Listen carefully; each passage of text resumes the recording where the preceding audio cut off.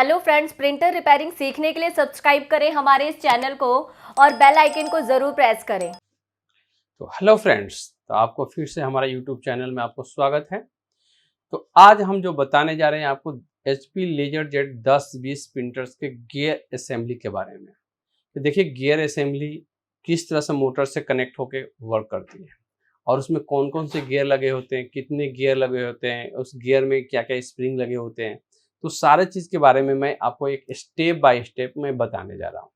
तो देखिए ये प्रिंटर जो आपके सामने है HP LaserJet 1020 प्रिंटर्स है। अब 10-20 प्रिंटर्स में कैसे हमें ओपन करना है उस सारी चीज़ों को मैं एक स्टेप बाय स्टेप आपको बताने जा रहा हूँ। तो देखिए सबसे पहले आपको जो कवर होता है, टॉप कवर हम जिसे टॉप कवर के बाद में साइड कवर होता है, लेफ्ट और राइट दोनों साइड में होते हैं। तो इस साइड कवर को हमने देखिए ओपन कर लिए हैं। अब साइड कवर को ओपन करने के बाद आपको ये असेंबली दिख रहा होगा, सामने ये दिख रहा है असेंबली। यहाँ पर जो लगे हुए कार्ड जो दिख रहा है उस कार्ड को हम बोलते हैं फॉर्मेटर कार्ड या लॉजिक बोर्ड के नाम से जानते हैं। देखिए इस लॉजिक बोर्ड पर जो सिग्नल आ रहा है इस केबल के माध्यम से सिग्नल आ रहा है। तो सबसे पहले इस केबल को आपको डिस्कनेक्ट करना होगा। ये जो देख रहे हैं ये केबल, इसे बोलते हैं केबल को सिग्नल केबल। तो इस सिग्नल केबल के लिए हमने डिस्कनेक्ट कर दिया, अलग कर दिया है। और इस लॉजिक बोर्ड को यदि आप चाहते हैं तो यहाँ पर 3 स्क्रू लगे हुए, तीनों स्क्रू को ओपन करके लॉजिक बोर्ड को भी आप ओपन कर सकते हैं। क्योंकि लॉजिक बोर्ड पर ध्यान देना होता है कि केवल कभी भी हम गलत ना लगाएं, गलत तरीके में तिरछा ना लगाएं। एक गलत लगाने का मतलब होता है तिरछा लगा देना। तिरछा लगाने से क्या होता है कि आपको इस कार्ड में प्रॉब्लम आता है और कार्ड में जो प्रॉब्लम्स आपको क्रिएट होंगे तो ये कम से कम आपको समझे कि 2000 से लेके 2500 रुपये तक की खर्चा है। मतलब एक कार्ड रिप्लेस ही करना होता है। तो आपको कार्ड में प्रॉब्लम ना है उसके लिए हमें क्या करना होगा ध्यान से। पहले हमने सिग्नल केबल को ओपन किया था। सिग्नल को केबल को ओपन करने के बाद में एक रिले के लिए 2 पिन का कनेक्टर लगा होता है। जो रिले इसमें लगा होता है, जो जिसका काम होता है पेपर को स्टेप बाय स्टेप पिकअप करना, माने 1 बाय 1 पिकअप करना। तो इसे हम यहाँ से रिले के भी कनेक्टर को डिस्कनेक्ट कर लेते हैं। अब जैसे ही हमने रिले के कनेक्टर को डिस्कनेक्ट कर लिया है, अब इसके कवर के ऊपर जो भी स्क्रू लगे हुए हैं उस सभी स्क्रू को 1 बाय 1 हमें ओपन करना होगा। और अभी इसके बाद हमने देखिए अभी फर्स्ट स्क्रू को ओपन किया है, सेकंड स्क्रू को ओपन करने जा रहे हैं क्योंकि यहीं पर इसी जगह पर आपको कम से कम नहीं तो 7 से 8 स्क्रू लगे होते हैं।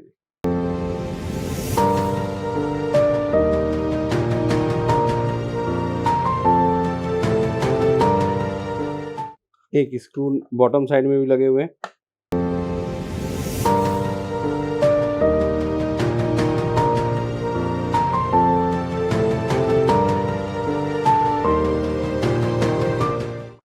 और एक स्क्रू आपको बिल्कुल साइड में यहाँ पर लगे हुए हैं, जो आप देख रहे हो।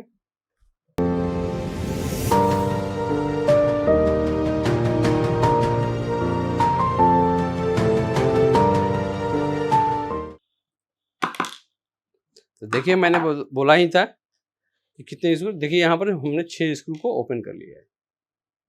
अब इसके बाद में इस कवर को इजी वे में आपको बाहर निकालना है।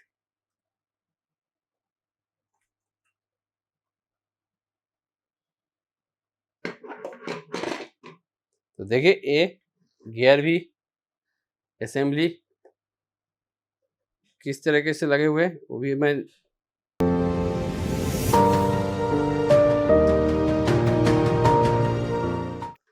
ये सारे गियर आपको लगे हुए हैं यहाँ पर। अब देखिए हम 1 बाय 1 करके सारे गियर को हम यहाँ पर ओपन करेंगे। अपर साइड में इस गियर को हम सबसे पहले निकालेंगे और देखिए इस गियर के ऊपर स्प्रिंग भी लगी हुई है, जो ये गियर लगी हुई है, ये स्प्रिंग भी लगी हुई है। सेकेंड, अब जितने भी यहाँ पर लगे हुए हैं सारे सपोर्टिंग गियर होते हैं।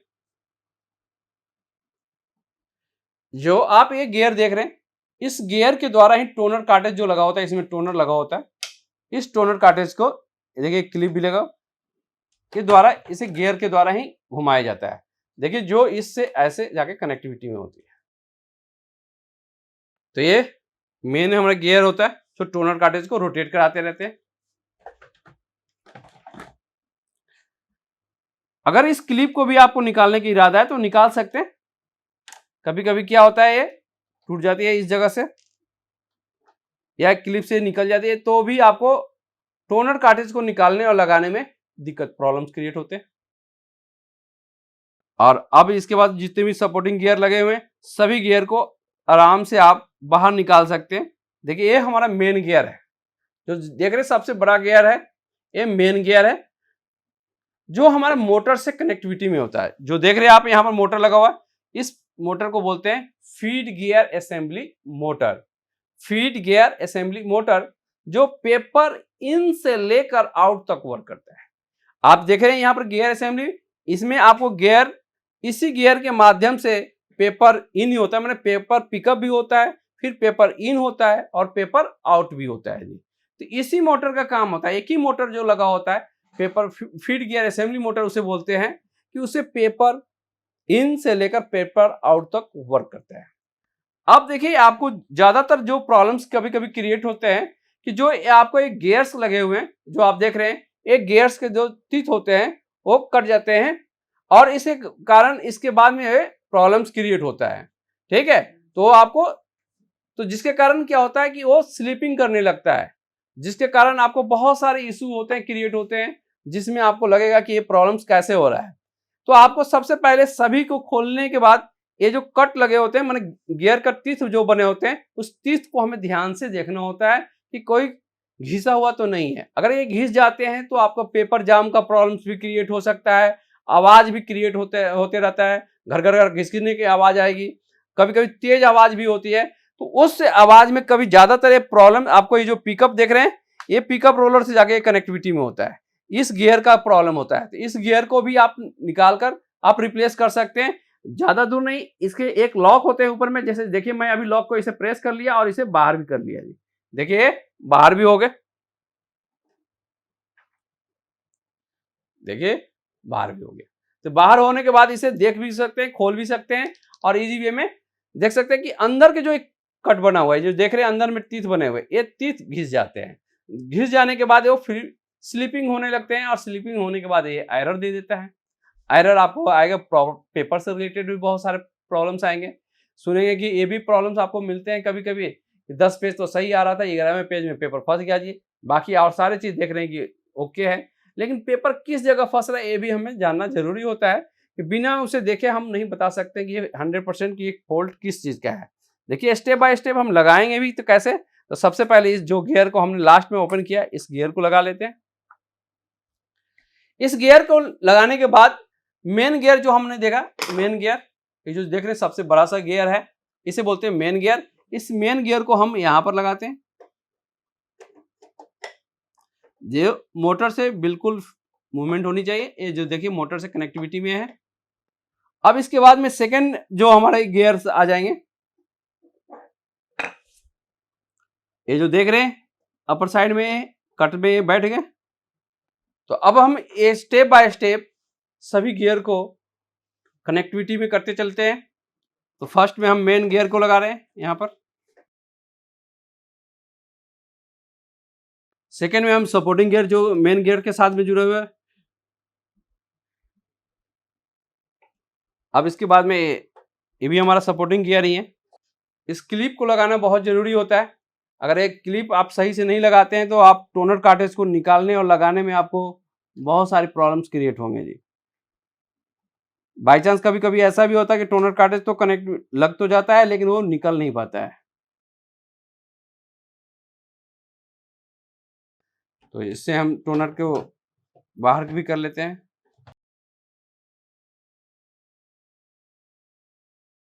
और अब इसके बाद में ये जो छोटे से गियर देख रहे हैं, इस सपोर्टिंग गियर को भी हमने कनेक्टिविटी में कर दिए हैं। और सबसे ऊपर में हम इस गियर को लगा लेते हैं। और इस गियर को लगाने के बाद इस कवर को हमें कनेक्ट करना होता है। इस जो कवर देख रहे हैं, तो इस कवर को कैसे कनेक्ट करना है, इस तरह से हम यहाँ पर लगाते हैं।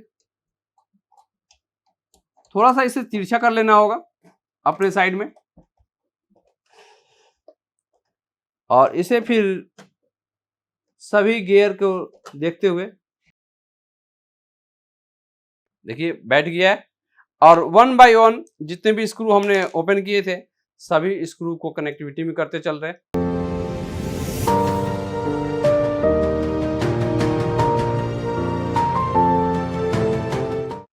और इसके बाद में ये बॉटम साइड में एक स्क्रू लगे होते हैं।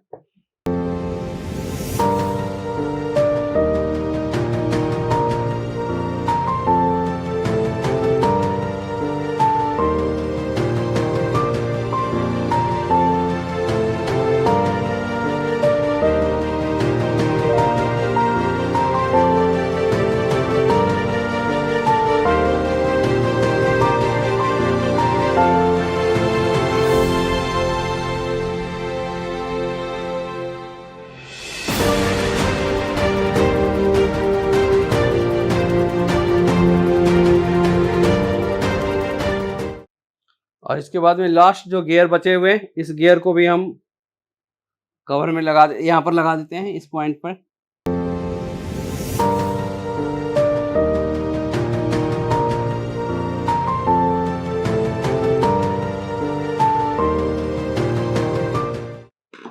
और अब इसके बाद में ये जो हमारा ये लगा हुआ है रिले का कनेक्टर को, इस रिले कनेक्टर को भी लगा देते हैं।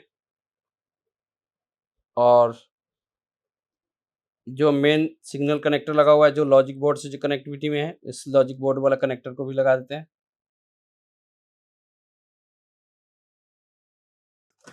और इसे हम थोड़ा सा कनेक्टर को यहाँ पर लगा लेते हैं और इसे देखिए हमने कनेक्टिविटी भी कर दिया है यहाँ। और इस जो हमने गियर असेंबली में पिकअप लगाए थे, इसे भी लॉक कर लेते हैं।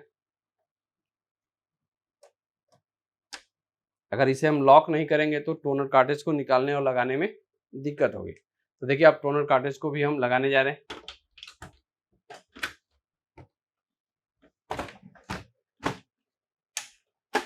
लगा दिए।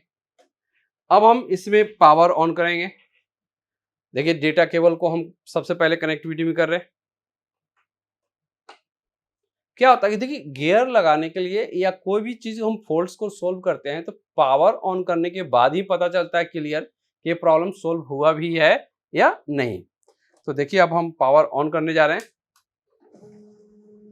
अब देखिए पावर ऑन करने के बाद किसी भी तरह के एक्स्ट्रा साउंड आपको गियर असेंबली से नहीं हो रहा है। अब हम सिस्टम से कमांड भी दे के दिखाने जा रहे हैं आपको कि सिस्टम से जब हम कमांड दे रहे हैं तो क्या ये कमांड हमारा काम कर रहा है या नहीं। हम इसे कमांड भी दे देते हैं।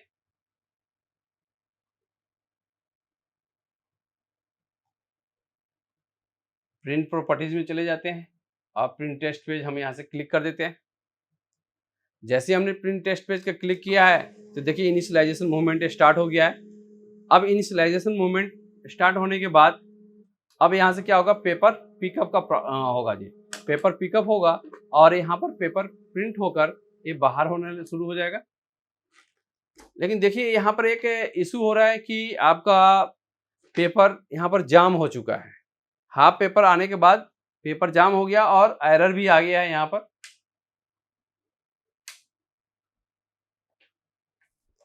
एक बार और हम इसमें कमांड दे देते हैं।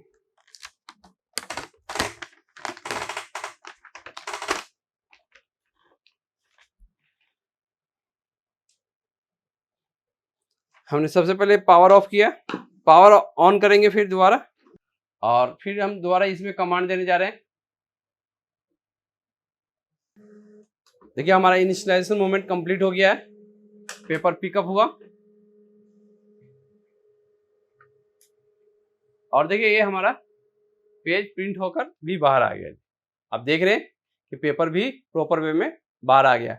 कभी कभी क्या होता है कि पेपर मुड़ा हुआ होता है साइड में, जिसके कारण भी जाम हो जाता है। तो सबसे पहले आप पावर ऑफ करके उस पेपर को हम बाहर निकाल लेते हैं। बाहर निकालने के बाद फिर से नेक्स्ट टाइम में हम कमांड देते हैं। कमांड देने के बाद आपको पता चलेगा कि क्या दोबारा भी पेपर फंस रहा है या नहीं। यदि पेपर किसी भी कारणवश फंस रहा है तो जाम हो रहा है, तो पेपर किस जगह जाम हो रहा है ये भी हमें देखना होता है। पेपर इन सेंसर के पास हो रहा है, पेपर आउट सेंसर के पास हो रहा है। तो देखिए पेपर इन के पास होता है, पेपर इन सेंसर को चेक करना होगा, सेंसर से रिलेटेड हमें पाथ को चेक करना होगा। यदि आपका पेपर आउट सेंसर है तो पेपर आउट सेंसर में बहुत सारी चीजें लगे होते हैं, वहां पर आपको टेफ्लॉन को भी चेक करना पड़ सकता है, प्रेशर रोलर को भी चेक करना पड़ सकता है, साथ में पेपर आउट सेंसर को भी चेक करना पड़ सकता है। कभी कभी क्या होता है सेंसर ऑन प्रॉपर वर्क नहीं करता है, तो भी आपका सेंसर में प्रॉब्लम्स क्रिएट होते हैं। तो जिसमें हमने पहले भी वीडियो मैंने बना के बता चुके हूँ कि सेंसर को कैसे चेक करते हैं। तो आप हमारे YouTube चैनल में जाकर आप वीडियो को देख भी सकते हैं कि अगर सेंसर को आपको पता नहीं कि सेंसर को कैसे चेक करना है, तो भी चेक कर सकते हैं और उसे प्रॉपर वे में आप सोल्व भी कर सकते हैं इजी वे में। जिस तरह के देखिए आप के पास हमारे वीडियो बनाने का एक ही मकसद होता है कि आप टेक्निकल हैंड हो सकते हैं। अगर आपके पास हाथ में हुनर नहीं है अभी के टाइम में, तो आप एक अच्छा टेक्नीशियन नहीं है, तो आपके पास जो इस समय बेरोजगारी के टाइम है उस समय कमाना मुश्किल हो जाता है। इसलिए आपको अच्छे से अच्छे हुनर लाने के लिए आपको एक अच्छा टेक्नीशियन बनना बहुत जरूरी है। अगर उसे जरूरी है तो आप हमारे चैनल को फॉलो कीजिए, साथ साथ आप हमारे सेंटर पर आके सीखने की कोशिश भी कीजिए। ऑनलाइन या ऑफलाइन दोनों कंडीशन में आप इजी वे में सीख सकते हैं। हमारे पास दोनों सुविधा उपलब्ध है, ऑनलाइन का भी और ऑफलाइन का भी। लेकिन ऑफलाइन यदि आप आके सीखते हैं तो आपको प्रॉपर वे में 100% जो कहा जाता है प्रैक्टिकल करके हम दिखाएंगे।